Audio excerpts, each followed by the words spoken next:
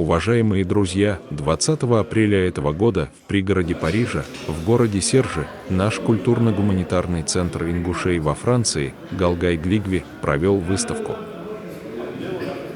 Это мероприятие было организовано президентом нашей ассоциации Микаилом Костоевым с целью показать ингушскую культуру нашей молодежи в Европе и привлечь внимание к нашему народу.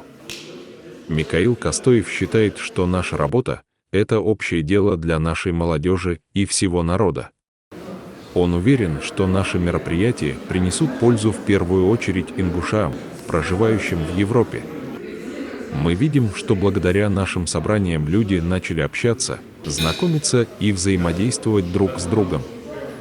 Молодежь стала активнее, и мы считаем это замечательным результатом. А также по приглашению посещают мероприятия участники Совет старейшин ингушей во Франции и участники других ассоциаций. От лица ассоциации хочу выразить огромную благодарность всем нашим ингушам, которые оказывают помощь. Особенно выделяются наши женщины, которые готовят вкусную еду и сладости, а также имеют желание приобрести часть необходимых вещей для ассоциации. Наш руководитель Микаил Костоев благодарен и признает ценность вашей помощи и подчеркивает, что все усилия направлены не только на поддержку ассоциации, но и на благо нашего народа и будущего нашей молодежи.